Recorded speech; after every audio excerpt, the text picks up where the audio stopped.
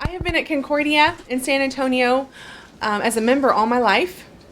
My parents were married there, and I was baptized and confirmed there. Didn't go to school there, but just kind of grew up at the church. And I was one of those kids that after confirmation, I was gone from the church. My parents had divorced, and really wasn't involved in church during junior high or high school. But when I graduated from college with a degree in music education, I figured, you know what, I need to get back involved in church. So I went back to Concordia and I started singing on the praise team, and I was volunteering in confirmation as a confirmation mentor, teaching confirmation Sunday school. And it wasn't shortly after that, I think it was like a year, or I was teaching for 2 years in the public school system. And our pastor had said, hey, my daughter is the children's ministry director and she's taking a call up in St. Louis. Would you consider doing church work? And I thought, well, I never had thought about that, but sure, I went home and thought about it and prayed about it and left his office really thinking, there's no way. I just started teaching. I've always wanted to be a choir director. And I thought about it and prayed about it for a weekend, and I'm going on my 15th year at Concordia serving on staff.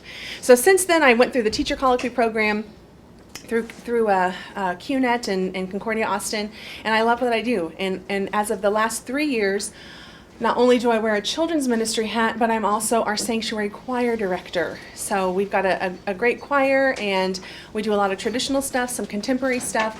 So I wear many hats, like I'm sure many of you do. But so we're going to talk about recruiting volunteers. But first, I want to share with you one of my best described descriptions of children's ministry, and it is controlled chaos. So I really think, besides the role of your senior pastor or your pastoral staff, I really do think that children's ministry is one of, if not the most challenging areas of ministry, because what we do touches every part of the church. We're managing tons of stuff, from crayons to markers to colored pencils to glue sticks, glue dots, bottles of glue. I mean, we just have a lot of stuff. And so it's managing a lot of inventory. Then we are also managing all these wonderful volunteers that come and serve in our area, having to take care of them and shepherd them. And we haven't even talked about the children in children's ministry. So we have a lot to manage. So have you ever experienced, whether you have been teaching or been supervising some folks that are teaching, and have had a morning like this? Jonathan, will you get the lights for me? First day? Yes. You know. Thank you. You know, kindergarten is like the ocean. You don't want to turn your back on it. Yeah, okay. Don't worry. Everything is under control. No. Monsters.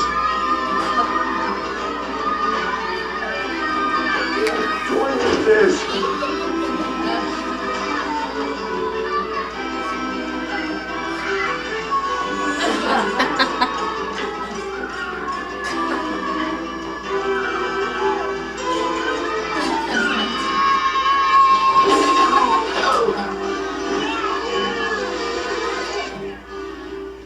Aren't you going to break it up? No, 2 more days of this, and you'll quit.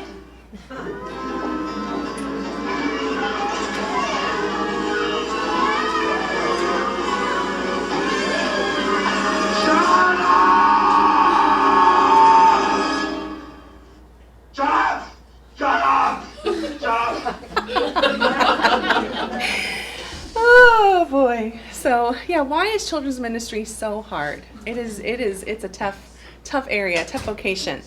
Well, I'll tell you why it's hard, because it's ongoing and it is game time every Sunday. Sure, we have seasons where it's even crazier than crazy, but every week we have to be on and bringing our very best.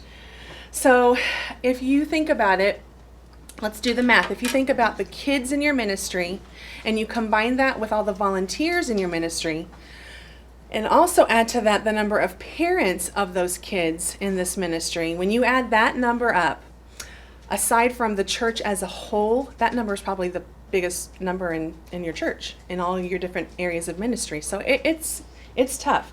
So what does that mean if we have all these people and things and inventory to manage? It means that we need help. So before we go into talking about some of the best practices that we do at Concordia, and please know some of the things that I share today you're going to say, I can take that and implement it, and some things you're going to say, that won't work for us, and that's okay. But I'm going to share some things that I've learned over the years and what works for us. And I really do think a lot of this can apply to no matter what church you're at, what size church you're at. Anybody in here a lay leader, children's ministry director? Okay, good. And then how many are paid staff? Okay, all right. So let's talk about recruiting and getting some people. Who are we trying to recruit? So this is Ephesians 2:8-9, like our cornerstone verse of our Lutheran faith. So will you read this with me?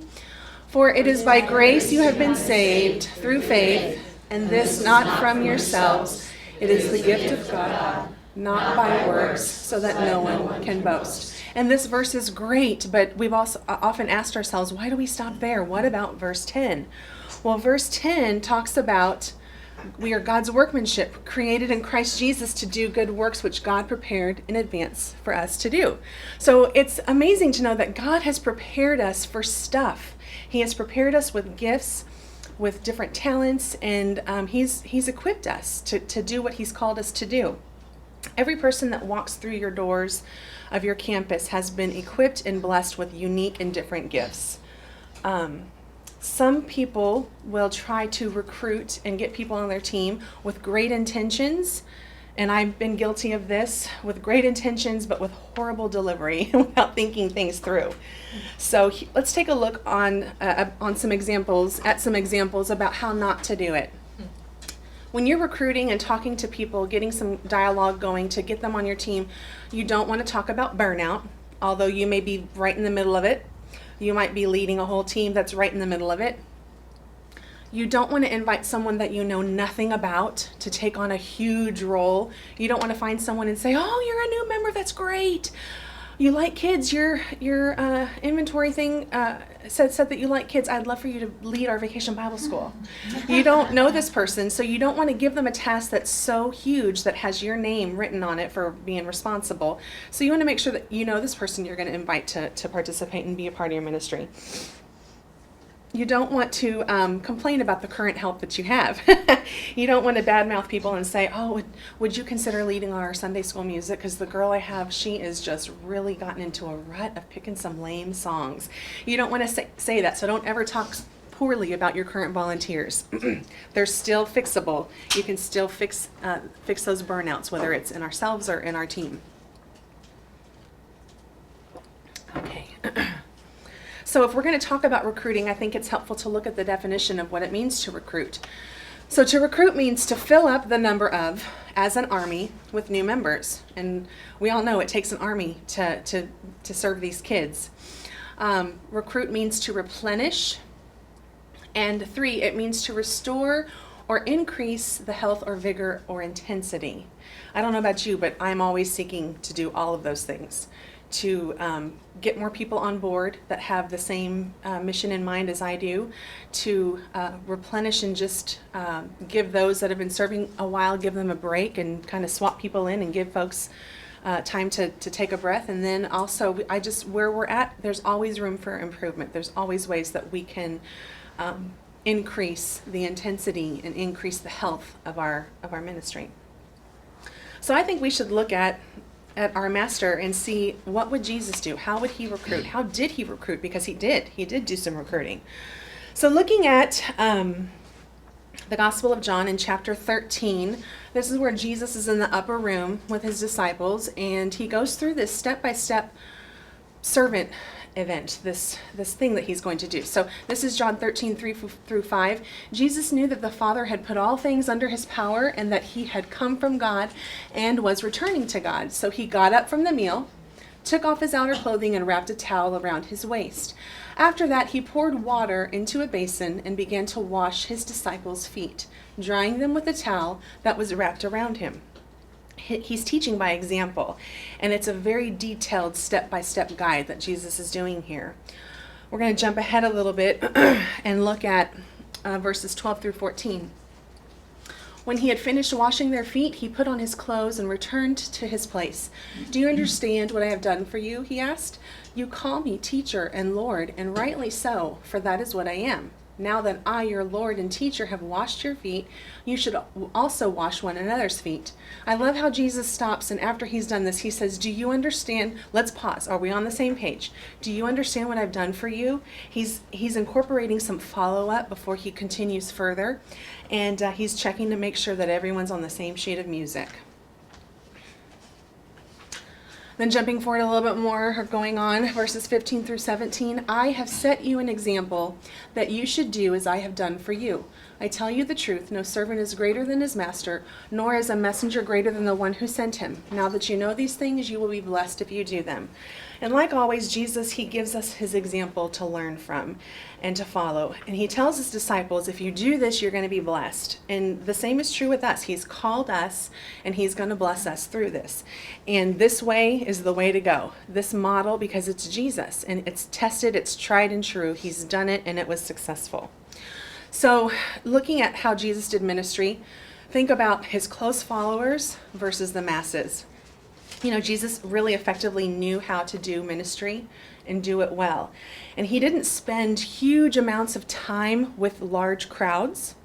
He spent a lot, he did spend some time with them, you know, teaching and preaching and healing and performing miracles. And, you know, all that was amazing in itself, but it wasn't the same kind of time that he devoted to his disciples.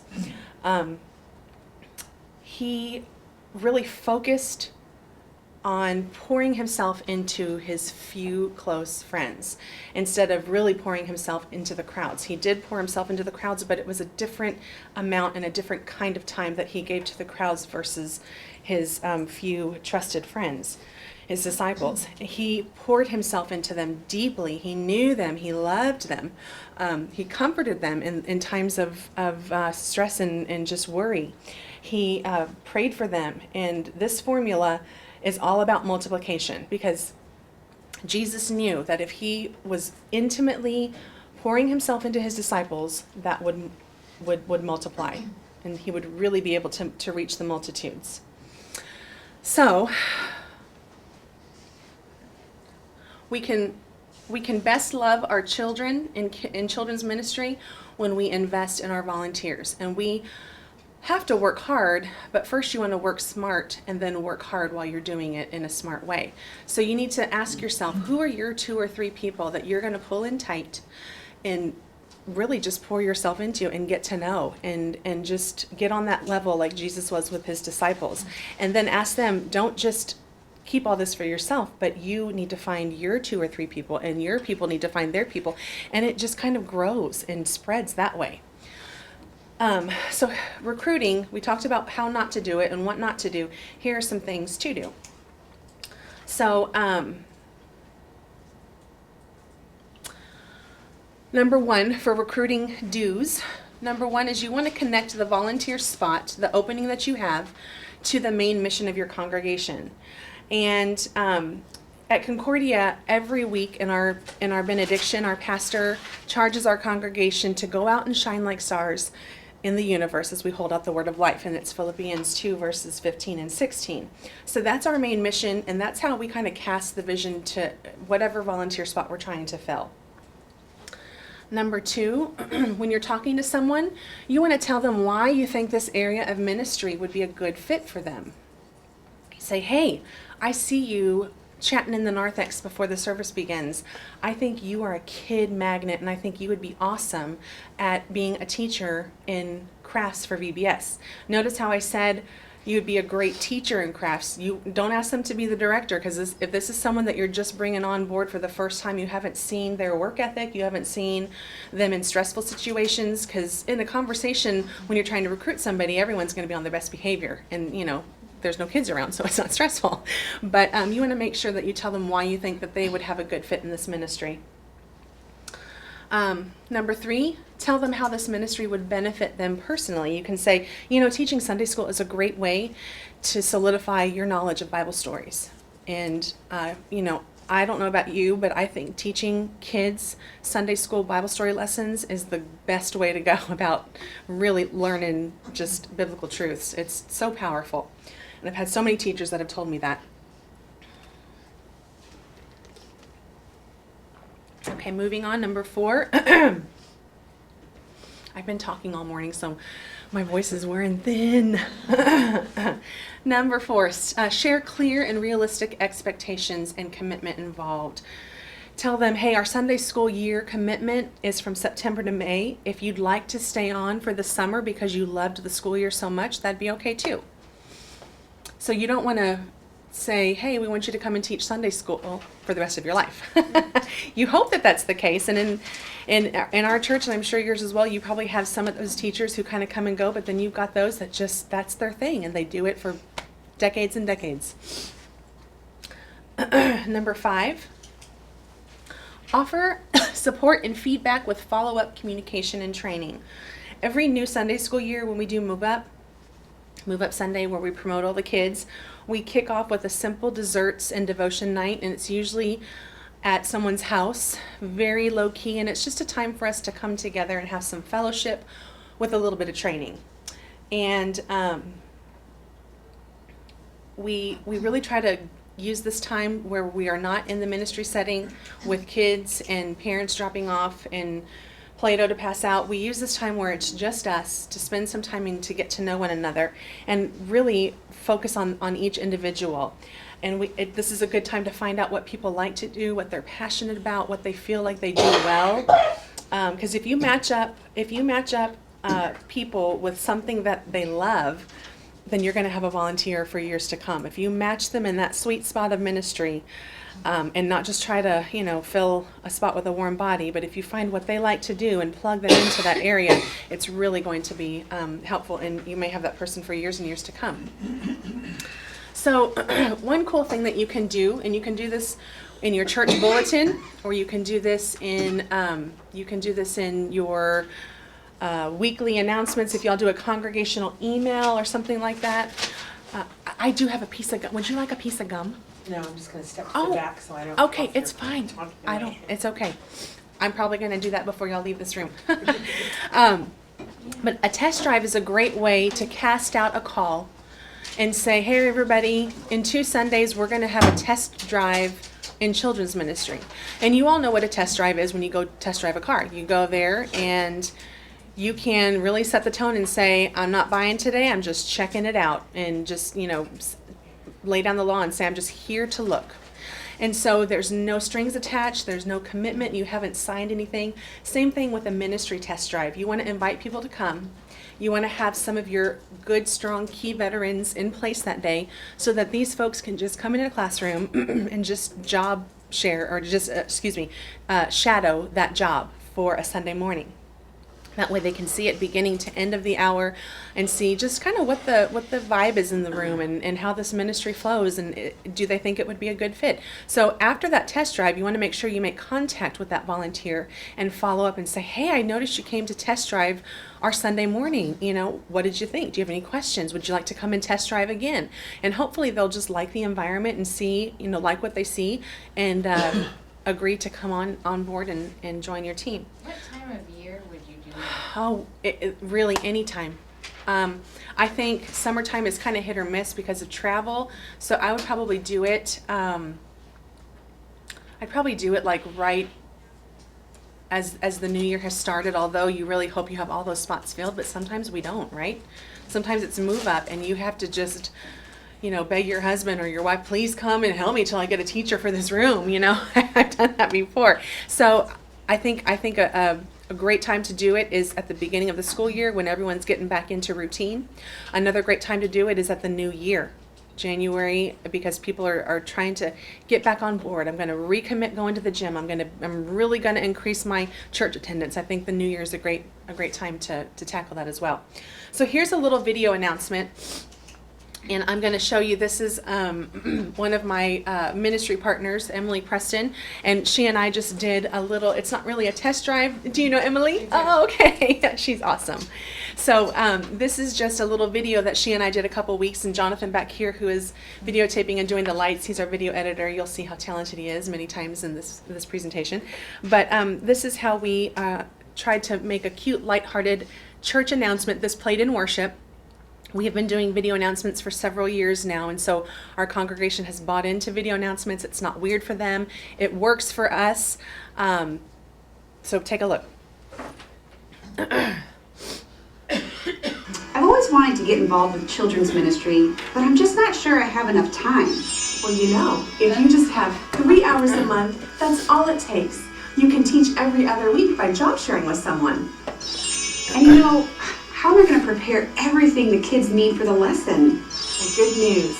There's no planning and no preparation. Everything is pre-counted and pre-sorted, arranged for you. And I'm really worried about having all the answers. I mean, I don't know that much about the Bible. We've taken care of that for you as well. All the answers you'll need to know will be printed in your lesson. And it will help you get a stronger foundation for your knowledge of the Bible. You know what? I think I do want to get involved. I wonder what I do next. It's really easy. Just email Nicole at nicolec@concordia.cc. Thank you, Jonathan. So that's how we kind of recruit sometimes, and we just kind of plant the seed here and there throughout the year, because right now we're thinking about our teachers who we've promised them your commitment for this year of 2014-2015 is the last Sunday in May. And what's going on in June?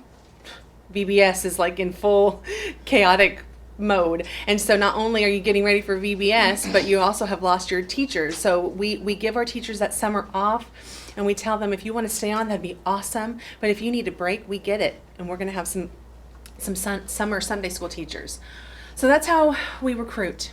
Any questions about recruiting, or anybody have something amazing they want to share about recruiting at your church? Okay, we'll move on to equipping. So equipping our children's ministry volunteers, we've got we equip them with a way out of a stressful Sunday morning. Maybe they're sick, maybe their child is sick. A way that we equip them is we have a sub list. We share that with them. Now this is really key, and if there's one thing that you take away from this, let this simplify your week in, week out. We provide a sub list, and it has their names. We even go into detail about letting them know who doesn't mind getting a Sunday morning 7 a.m. call, who prefers only getting calls on Friday night, so they have a couple days to prepare and plan. So that way they can try to arrange for their own sub. The only time I get a phone call about you're going to have a vacant class, you're going to have a teacherless classroom, is if they have gone through the sub list and they couldn't find anybody. Then I have my own secret stash of a couple of people that of people that I don't share their names. They're not on the sub list. They're people that I've talked to, and they know if I call them, we've exhausted all of our other possibilities, and I really need them to come and teach that morning. So subs are just as important as weekly teachers. Communicate weekly with all of your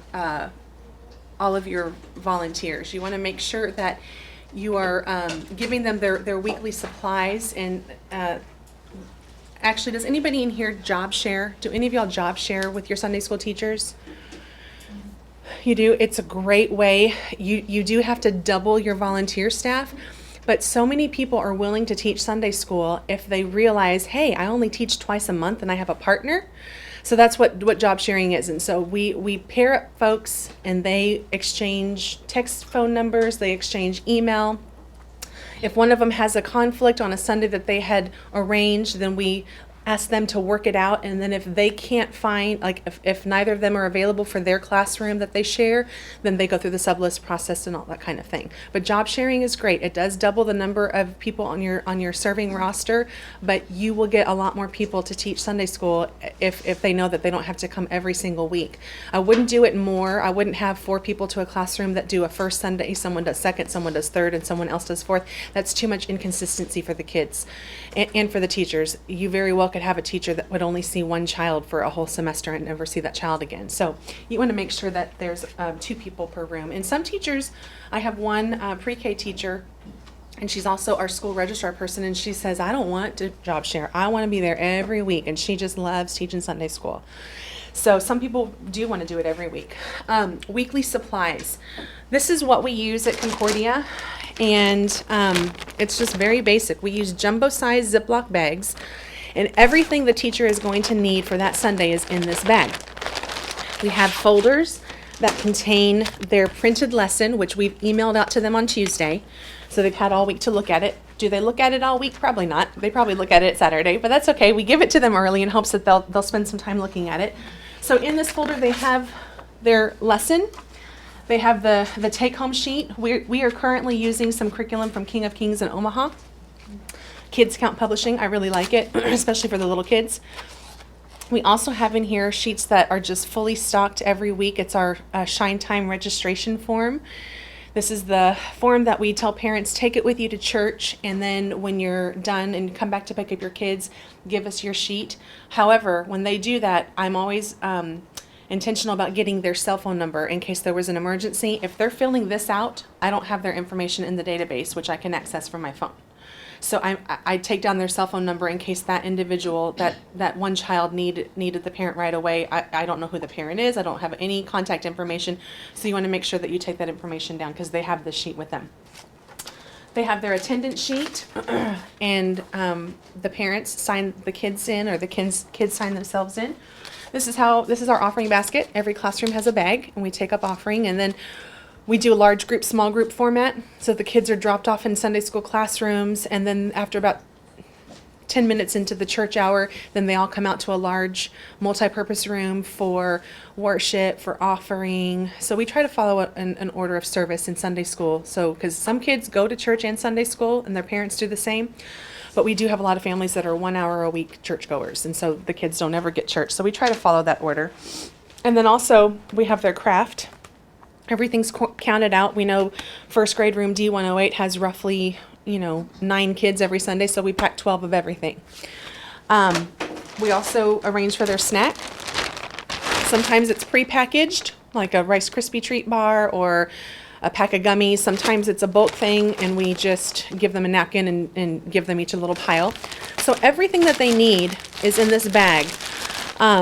If we had a last minute sub and had to pull somebody in 10 minutes before Sunday school started, they could walk in and be totally successful with no planning and no preparation. Everything that they have is done there. And what's really cool about the large group, small group format, the teachers aren't teaching the Sunday school lesson. I'm doing that. The large group team is doing that. And so all they do is they do the welcome activity, whether it's the coloring sheet that's in here, or in all the classrooms we have just a little Rubbermaid tub because we share our space. I'm sure a lot of you do too. That we don't have a children's ministry wing or building. We do Sunday school in our daycare.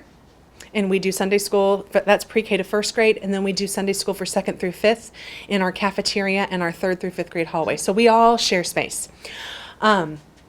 So they allow us to keep a tub in all the classrooms, and the tubs hold all of the weekly stuff that we don't want to pack in the bag every week. This is just the vessel that we share back and forth for week in, week out. This is the lesson for just this week. And the tub is all of the glue sticks and glue bottles and colors and glitter and whatever they need to be creative and crafty and have fun.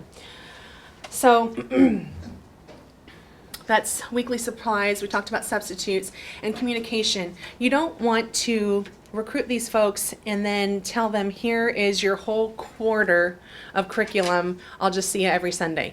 We send the lesson out week by week, and then we can, send out a prayer or ask how things are going, and they write us back. And it's an open dialogue. It's communication. We're in touch with these volunteers. Sometimes twice a week. We try to send the lesson out every Tuesday, and then Friday we send out a reminder. Hey, we're praying for y'all. Don't forget, we have a unique snack to go along with the Bible story, and we're talking about leprosy and have red hots for the whatever so we just try to touch base with them and keep that communication going with them frequently so that they know that they're not forgotten about. For your classes that are job shared, you just communicate with both of those people? Yep, we tell everybody we're not going to be specific week to week because we can't keep it all straight. Just if it's not your week, you don't need to read it this week. you just disregard that email or read it and pray for us? Yeah, that's a good question. So that's how we are trying to streamline everything for Sunday morning. And you need to think about, we want our volunteers who are serving, and I think about you and just really admire you for being a lay director. That's a big job because you have other things in life to do, and where you're not sitting in an office doing this full time. So, but at the same time, you've answered the call that God has given to you and doing it faithfully. And I think that's awesome.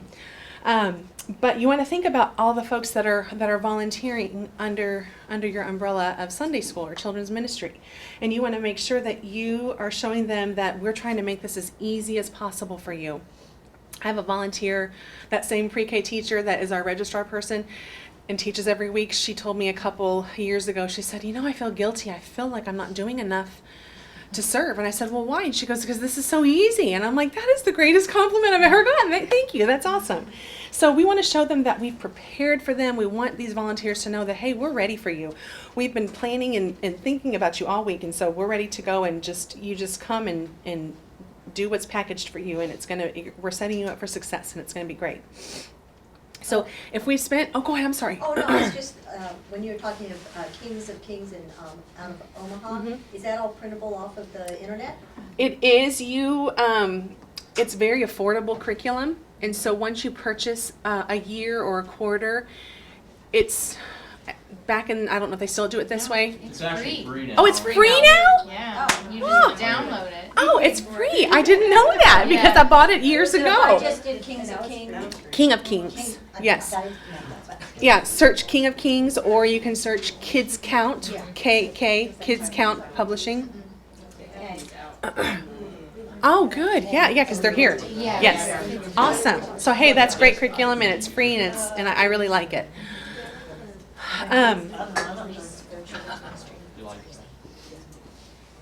Okay, so that's equipping our volunteers. Any other questions about how we equip it and really show them, hey, we're ready for you. We want this to be easy for you. Those are the 4 main things that we do for equipping. All right, and so here is, now that you've recruited them, you've equipped them, how are we going to keep them? You're going to keep these volunteers, and you're going to keep them happy by loving them, showing them that you value them, and connecting them, not only with the church in a deeper level, but also with each other as a ministry team. So let's look at love, how we can best love our volunteers. We need to remember that it's not all about us. It's, this children's ministry thing, it's not all about me. Sometimes I can feel like it is. I may feel like, oh my goodness, I need this. How am I, me. But if you think about it, I'm not doing that in a self-absorbed way. I'm just doing it for the sheer responsibility that I have. Sometimes I am like, oh my goodness, I need 3 subs for this weekend. And it's Mother's Day, which is like a crazy busy day in children's ministry, because what do moms want to do on Mother's Day? They want to go to church. So we need to always remember that it's not always about us. We need to be about that person and about that person and about that person, knowing them as individuals, not just lumping them together in this big gray area of just you're my volunteers, but we need to be about that person. It's okay to just be in the mindset of I got to get the job done. I'm a task-oriented person. I've got my list, and I'm just going to check it off.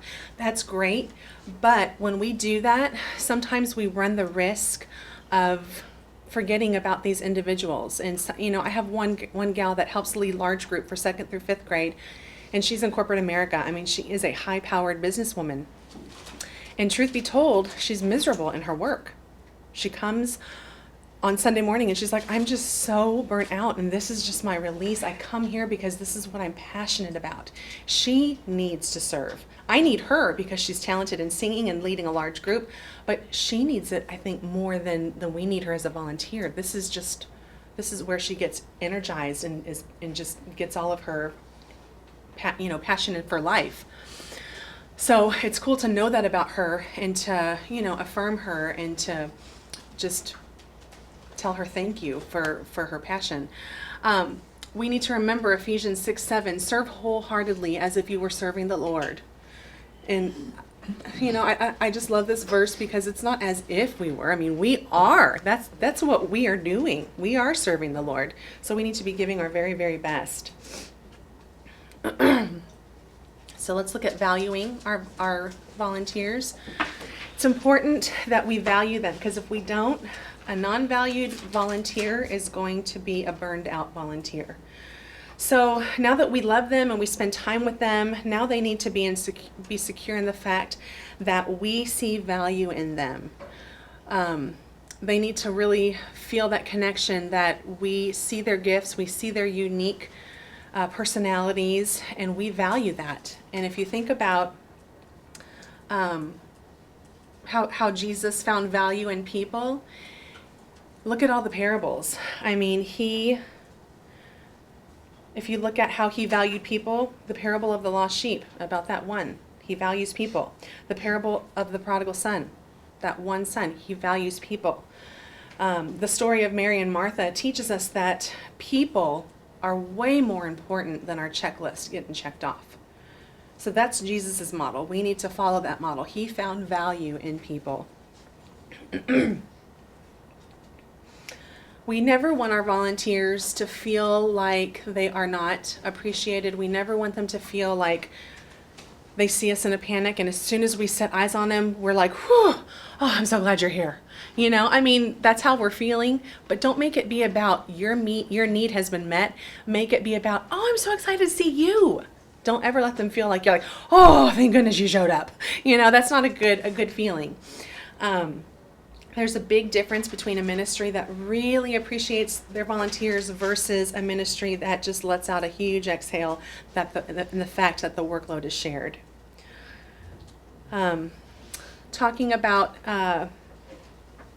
on Sunday morning, you want to make sure that you are present, that they see you scurrying from room to room, checking in. Are the kids behaving? Did you have enough marshmallows? Are all your crayons broken? Let me know if you need more supplies. And so it's just great to pop into every single room, and we have 18 rooms from age 3 up to 5th grade. And so we're just constantly checking in on those teachers and making sure that they have everything they need to be successful. Let's take a look at this verse. This is from John 21. Jesus says, "Friends, haven't you any fish?" They answered, "No." He said, throw your net on the right side of the boat and you will find some. When they did, they were unable to haul the net in because of the large number, of fish. Immediately, Peter said, "It is the Lord." People often will remember us for a need that we met of theirs. They will remember that we love them because of a need that we met. And so I just think that's a powerful verse for children's ministry to be thinking about and be mindful of that. Okay, so we're doing great on time, and I want to leave some time for some questions. Here is another way to keep and retain these volunteers. This is a ministry spotlight video. This is something that you can use as a recruiting tool, but it's also, that's not the motivation. This is a way to publicly affirm and publicly just love on our volunteers in children's ministry. We play these sometimes in worship or sometimes during the offering. If you think about it, during the offering time, maybe you have some special music. That's a couple minutes in your worship service where it's great to have special music or maybe a hymn or instrumental stuff going on. But once in a while, everyone is sitting in the pew and you have them for 2 minutes. We have found that that's a valuable time in worship where everyone is sitting and looking, and we can love and affirm volunteers in various different ministries. We've done these from everywhere, from the golf cart people to the folks in the soundboard to the people in the control room who are never thanked and never seen. Well, this is our children's ministry volunteer spotlight video.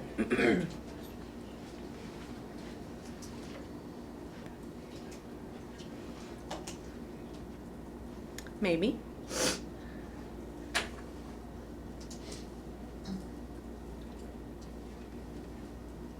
Oh.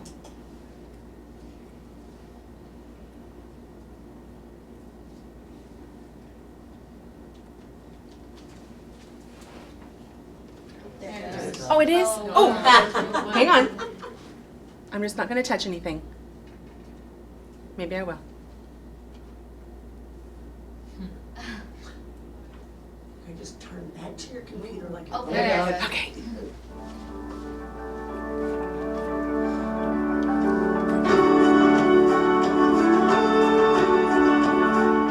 Yeah, I'm David Carl. I've been serving with the kids in Kids Praise for a couple of years now.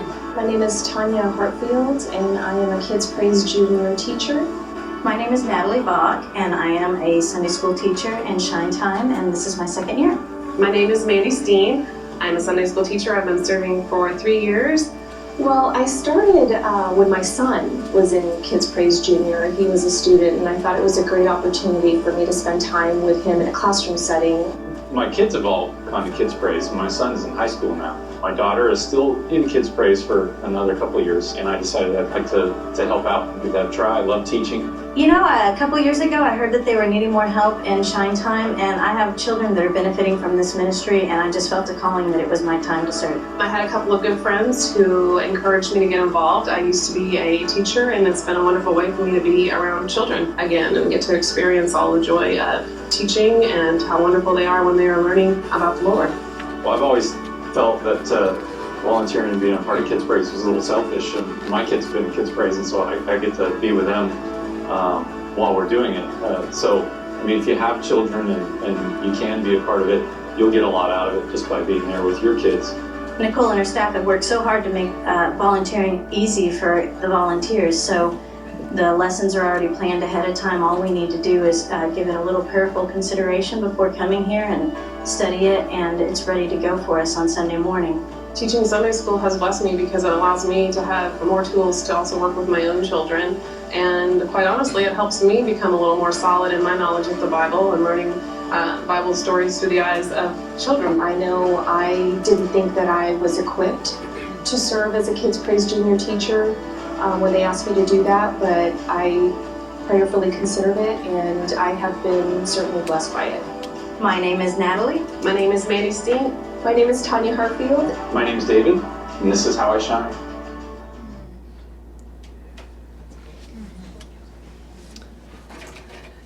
I think when the volunteers see that video, they feel valued. And there were only a few that spoke, but every classroom was visited.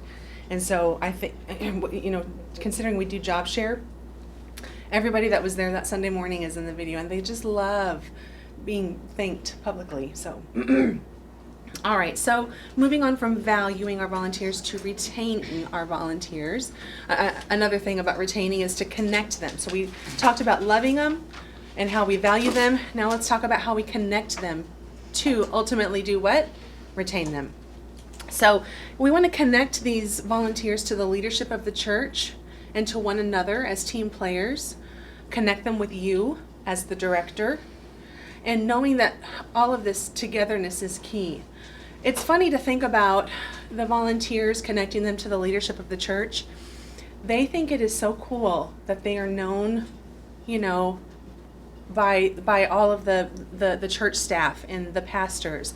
They are partners in ministry. They're lay leaders that are just volunteering their time, but they really want to feel like they are in partnership with this great mission that is doing great things week in, week out, day in, day out.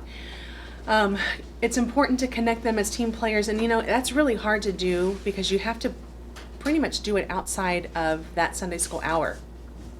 They don't have time to talk to each other on Sunday morning. I guess they can kind of congregate a little bit when they come out to large group and the teaching is going on and they're just there to help make sure kids are paying attention and seated. But it's great to plan a coffee meeting, you know, just to meet with your first grade teachers and say, hey, us as a first grade team, let's meet for coffee on Friday. Or can we meet for lunch? And maybe you want to get your whole younger children's ministry team together. Like we do a lunch after Sunday, and it's Dutch treat. We all pay for ourselves because I don't have it in the budget to spend and spend and spend. I would love to buy them meals every month and coffee every Sunday, and from Starbucks, not the church coffee, But our budgets are limited and we can't do that. But there's a lot of things that we can do that don't cost anything, that will show them that we want to connect you, we love you, we appreciate you. So it's really important to know that if you invest in that relationship, ministry will follow. It's just going to follow. Let's look at retaining volunteers. Now that you've worked so hard to recruit them, now be just as intentional with how you nurture them. And I think we're almost, I'm going to close with a clip that I've closed with before. So if you've seen it, you know how much I love it. But this is from Toy Story. And I love this clip because this is where, it's Toy Story 3, and this is where Andy is heading off to college. And, we've seen him play with all, I know, right? We're all going to cry. I purposely leave the room when my children are watching I this know. movie at this time. I love it. It's just, I'm probably going to cry because it just makes me cry. But this is, we've seen Andy grow up and we've just seen him how those toys are his friends and he loves them. And, it's really neat to think of, before we get this going, think about how Andy knows each of those toys intimately, just like God knows each of us. And we are his children. And so when parents come to us and they drop off their most precious gift to us, we need to be ever mindful that awesome responsibility that we have, not only with the children, but also the volunteers. Like when they sign up, God's like, oh, that's this volunteer who's going through a divorce or who's burnt out in corporate America and she's broken every day. So I just think it's really cool to think of God's entrusting these people in our care. So. Don't go in there. The bakery is haunted. Are you crazy? You'll wake up all the ghosts. Look out! The ghosts are throwing pies. Flap, flap, flap. Mom? Andy? Hi. Wow, look at you. I hear you're off to college. Yeah, right now actually. So, what can we do for you? I have some toys here. Ooh, you hear that, Bonnie? Oh, you're Bonnie? I'm Andy. Someone told me you're really good with toys. These are mine, but I'm going away now. So I need someone really special to play with them.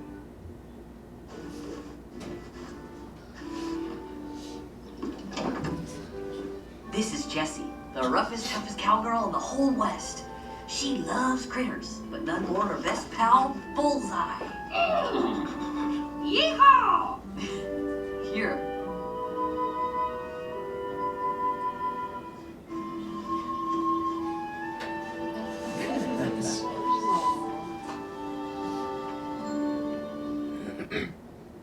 This is Rex, the meanest, most terrifying dinosaur who ever lived. Roar! Roar! The potato heads, Mr. and Mrs.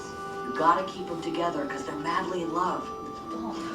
Now Slinky here is as loyal as any dog you could want. And Ham, he'll keep your money safe. But he's also one of the most dastardly villains of all time. Evil Dr. Porkchop. These little dudes are from a strange alien world, Pizza Planet. And this is Buzz Lightyear, the coolest toy ever. Look, he can fly. Oh, and shoot lasers. He's sworn to protect the galaxy from the evil Emperor Zurg.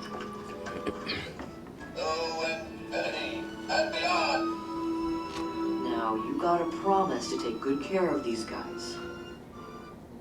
They mean a lot to me. Sorry, I don't know why it's doing that. My cowboy. Woody? What's he doing in there? You're the snake in my boot.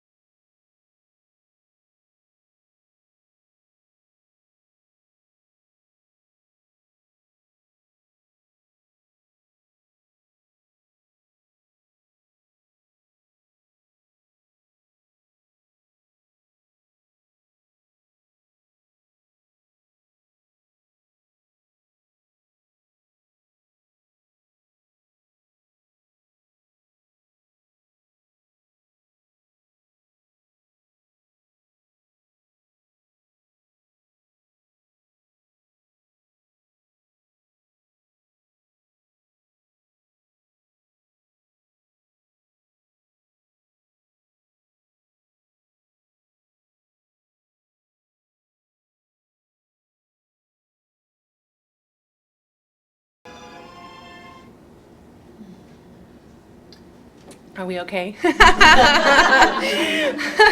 I love that because Andy, you know, it's hard for him to give those toys away. But when he got to Woody, that was really hard to give Woody away. And so I think, who's Woody at my church?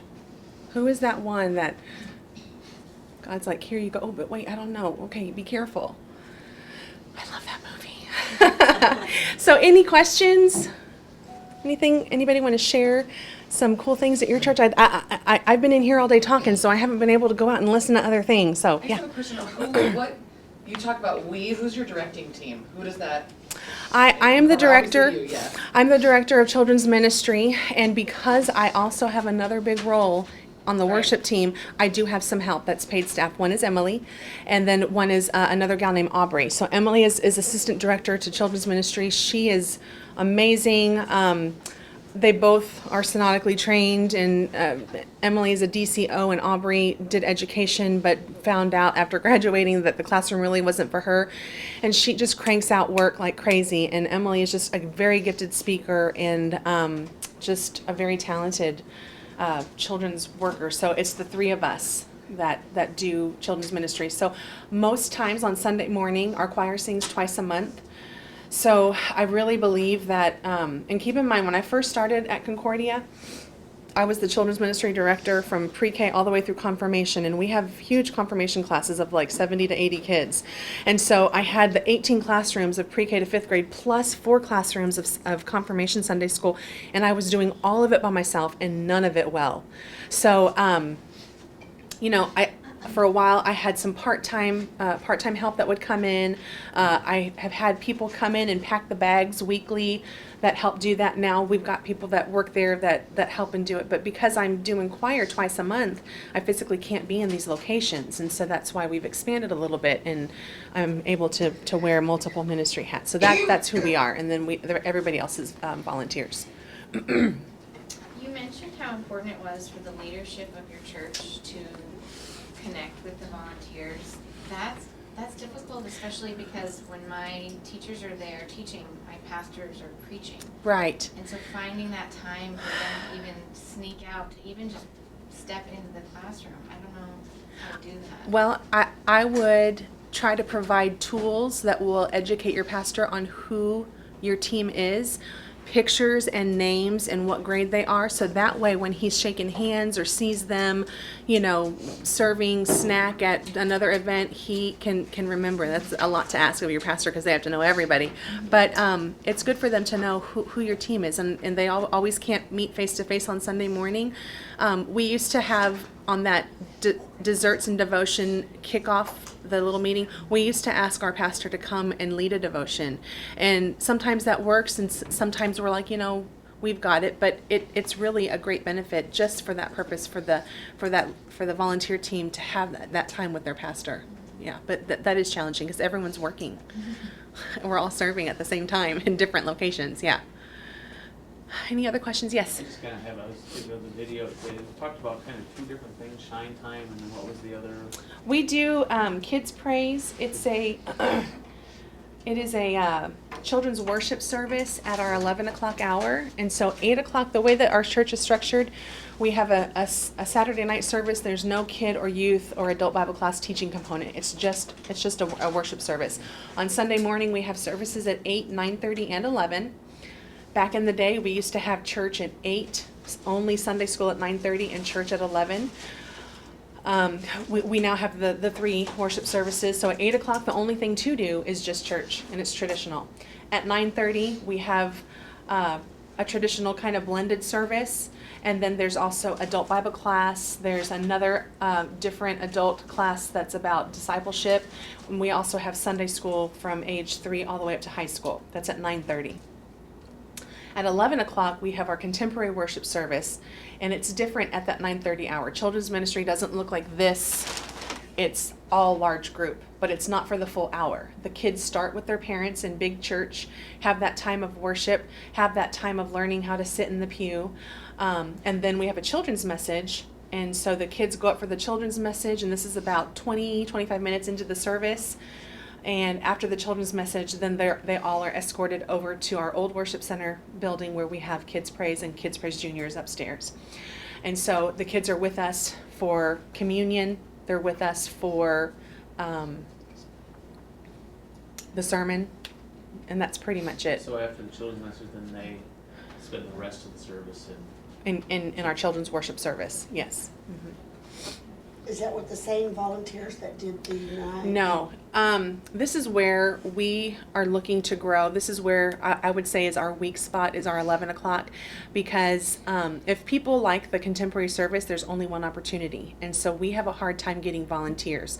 So it's doing Big Kids Praise, which is kindergarten through 4th grade. We ask our 5th graders to go to church because they need to be getting ready for confirmation and learn how to, get ready to be learning how to take sermon notes and all that good stuff. So it is challenging. So in Big Kids Praise, kinder through 4th, it's just myself and Emily. And then we have a volunteer tech guy who is there every week. He's amazing. He's in his young 20s. And then we have another young man who's about to go off to Seward, so we aren't going to have him much longer. And then we ask these parents to volunteer. And so we're asking them, hey, you're enjoying the benefit of this ministry. Can you serve once a quarter? And if we could get, 4 couples a Sunday, that would be amazing. But it's me and Emily. It's 2 on 75. It's a little crazy. So no, to answer your question, we do not have the same volunteer corps as we do at 9:30. Any other questions? Come on, really? We're talking a lot about Sunday. And, what's your experience with, midweek?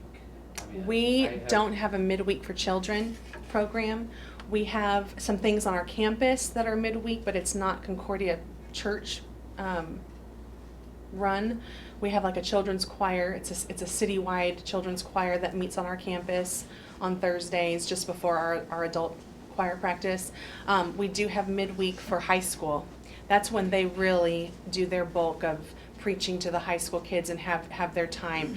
And Pastor Ben, who's our youth pastor, Ben Schrank, he encourages the kids, you know what, you're fed on Wednesday night. If you want to help serve in different areas of the church, Sunday morning is a good time, but he still does have high school Sunday school. But midweek, we currently don't have a midweek program. I've been doing a midweek children's for many years, but it's wearing me down. Is it? And being that it's during that work time, volunteers are non-existent. Oh, how long have y'all been doing the midweek? Forever? Yeah. Well, okay, I've been doing it for 16 years. Okay. And we have a lot of kids that come, which is, for a small town, we're getting 30 some kids after school. But do you have other things going on? Like, are there things for the parents while the kids are there? No, most of they're coming right after school. Oh, okay. Which is an awesome opportunity, but challenges. Is it like a learning center childcare thing, or? It's a, imagine Sunday school VBS blended into a Wednesday night, a weekly Wednesday night. Oh, like 3:30 to 5 o'clock. Wow. So they're excited about it, but I'm 16 years running down. Yeah, I would encourage you to find your 2, 3, 4, 5 people and just, confide in them. Hey, I'm ragged and I'm needing help. Will you pray with me? And just start doing that multiplication, starting with that group of small people. You pull in close and you pull in tight. And move the time to 6:30 to 8 and do an adult Bible class for the parents at the same time. Oh, yeah. And we have supper. We have a family meal. We just started this year, and Sunday school was dying at our church. Oh, yeah. So we had like 14 to 25 kids. Mhm. We just started Wednesday, and now we have 60 kids on Wednesday, which is really exciting. It's crazy, but it's exciting. Hey, if that's what works for the families, We that's have the family meal from 5:15 to 6, and then education hour from 6 to 7. That's awesome. And then we have a Bible study for parents, and then the kids go do their thing. But we also have confirmation. So I switch between confirmation, sometimes adult study, and then managing the chaos with the children. Oh, I've done all that, I'm and in it's the hard. process of building up, Yeah. the core team. That's what I Yeah. I was like, I gotta get this. So Yeah. That's what we do. So you don't do nothing on Sunday, it's all Wednesday? We still have Sunday morning.